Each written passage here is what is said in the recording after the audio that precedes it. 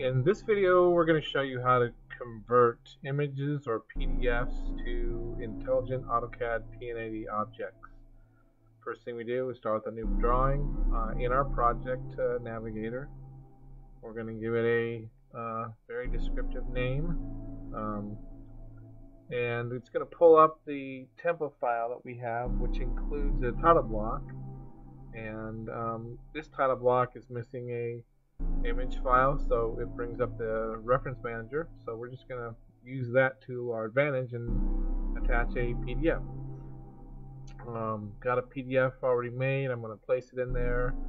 I know I need to offset the insertion point a little bit to center this in the drawing.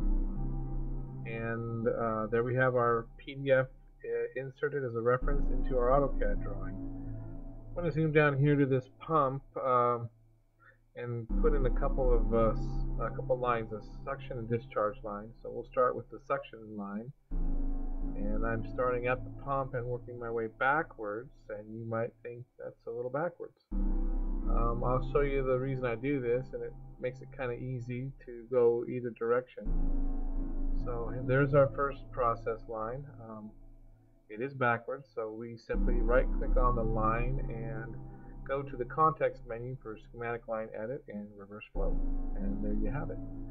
Okay, we'll place another line for our discharge on the pump, and this time the flow is going correctly in the way I'm drawing it. So that line has some more fittings on it, so we'll kind of put both of them.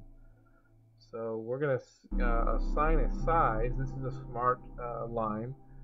We're going to assign a size to it so that our reducers and our valves labels can be updated. So just assigning one size, and you'll see in a second why we do that. First of all, place a reducer.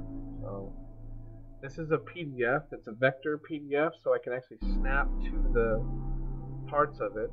It didn't quite attach to my line because it's not quite lined up. I just select the grip and move it down, and you see it's 3x3 at this point, but I go ahead and change the size, and now everything looks good, and the rotation and orientation of the reducer is correct.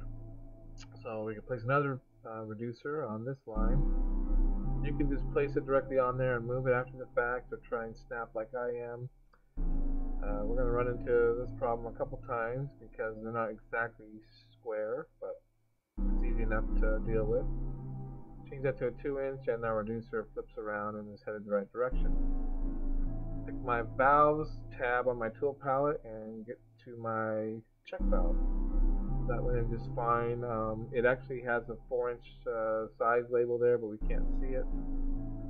This one didn't quite go on as well, so let me try and slide it along there and snap to it.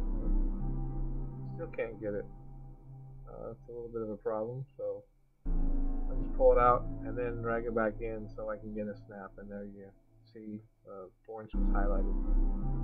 So that's how to do some lines, and that's just drawing over existing objects.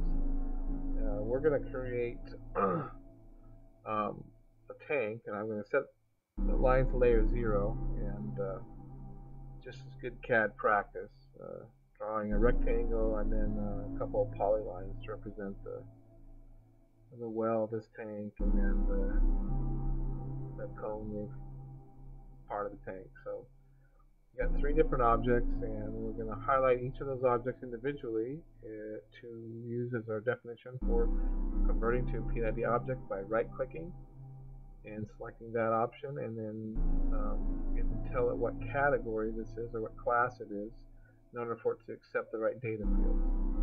Since it was lines, objects, I had to give it a insertion point, which is the center of the bottom of the tank.